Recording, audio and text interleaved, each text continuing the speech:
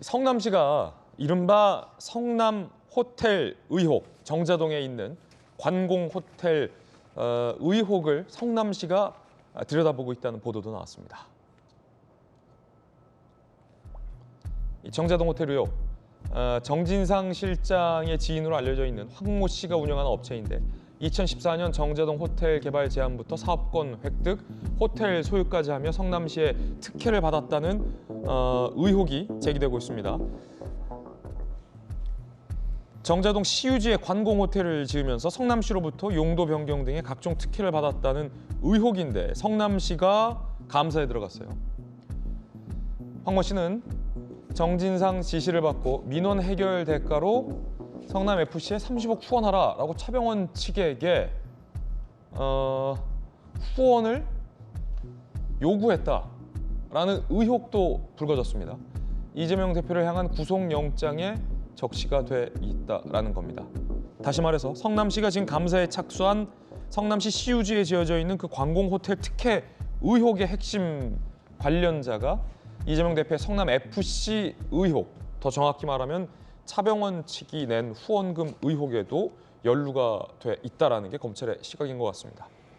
전주 의원은 어떻게 보십니까? 그러니까 지금 이제 같은 인물들이 좀 계속 나오는다는 이제 보도도 있어요. 뭐 남욱 변호사가 이 정자동 호텔에도 지금 등장한다.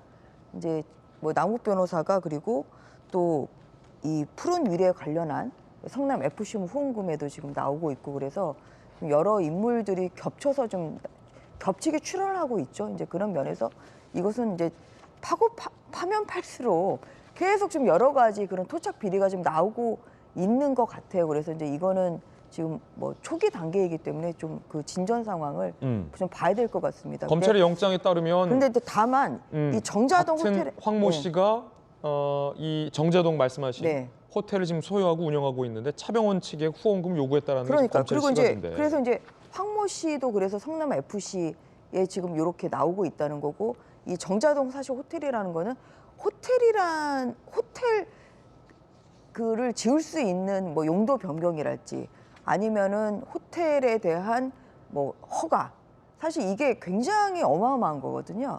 그래서 거기에 대한 그 허가권자가 결국 성남시장이죠. 그래서 이제 이 이재명 대표가 이렇게 시장 시절에 또 성남 그 정자동 호텔을 이렇게 짓게 함으로써 그 허가를 해줌으로써 특혜를 해줬고 또 이분이 성남 FC 후원금 사건에서도 또 모종의 역할을 한 걸로 이렇게 나오기 때문에 그러한 면에서 이 지역 토착의 그 비리가 좀 계속 좀 밝혀질 수도 있다. 좀 그런 상황인 것 같습니다. 겹치기 출연이다. 네. 전은기 의원은요? 뭐 참 재밌지 않습니까? 우리 검찰이 어디까지 가려고 하는지를 우리 지켜보는 것도 재밌을 정도입니다. 그러니까 뭐 대장동 수사를 하라고 했더니 대장동 꺼내고 성남FC 꺼내고 결국에는 백현동까지 갔다가 이제는 호텔 특혜까지 갔어요.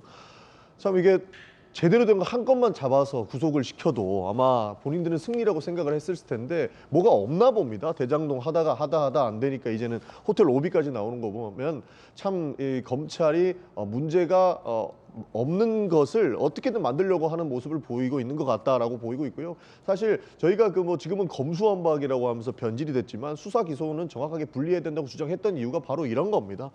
결국에는 뭐 범죄 혐의나 이런 것들은 전부 다 사실을 기반해서 판결을 받아야 되는 거지 않습니까? 근데 기소를 하는 사람이 수사까지 진행하게 되면 본인이 그림대로 그리고 본인이 하고 싶은 것도 더 하는 것처럼 그리고 없는 것까지 만들어가지고 수사하고 기소할 수 있는 이런 기형적인 상황이 잘못됐다고 해서 저희가 수사랑 기소랑 분리해야 된다고 했던 것이고 그 지금 민낯을 지금 우리 검찰이 성남시 사건을 계속적으로 넓혀가면서 보여주고 있다. 저는 그렇게 생각합니다. 예, 여야 두 분의 의견 있는 그대로 전해드렸고요. 김영주 의원님, 네. 서울시 부시장 하셨으니까 그런데 이제 국민들 입장에서는 한 가지 주목하고 싶은 게 중앙일보가 지적하고 있는 바도 같은데 왜 같은 인물이 다른 사건에서 여러 차례 등장하느냐와 관련된 질문이기도 한데 정 실장의 측근이 혹시 호텔과 관련해서 특혜를 받은 거 아니냐라는 의혹이죠. 의혹인데 뭐 여기까지 그쳤다면 의혹일진데 당사자가 성남FC의 후원을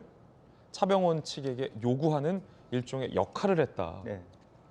만약에 이게 사실이라면 그 성남시라는 굉장히 좁은 지역에서 이재명 대표의 측근과 그 측근의 측근들이 굉장히 많은 이권 사업에 직간접적으로 연루된 것 아니냐라는 뭐 의혹이 제기될 텐데요. 어떻게 보세요?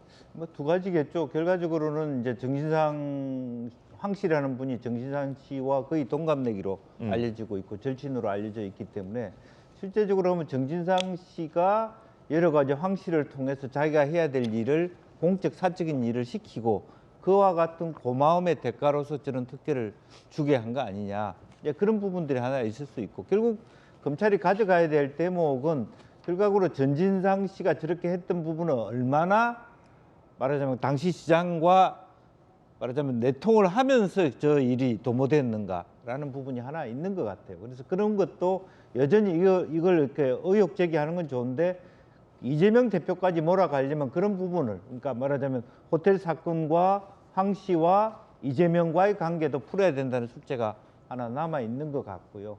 또 두 번째는 과연 김만배는 구속시키면서 유동규는 구속 안 시키는 이유가 저런 식으로 유튜브 나와서 계속 연일 100회에 걸쳐서 이재명의 비리를 하라. 그러면 언론이 받고 검찰이 다시 수사하고 이런 식의 어떤 뭐 계속적인 어떤 악순환의 고리를 만들어 가려고 유동규에게 저런 언전을 베푸나 하는 시민 일각의 의혹이 있을 수 있어요. 그래서 일정 정도 사건에 의해서 피해자로 있는 사람이 할 수 있는 일에 대한 정리를 해줘야지 이런 식으로 모든 것을 그 언론에 내뱉고 그것을 다시 수사하고 이런 방식으로 가는 것이 과연 정당한 수사의 수순인가 하는 부분을 한번 짚고 넘어갈 필요 있을 것 같습니다. 예, 자 여러 의혹에 대해서도 전해드리고 있습니다.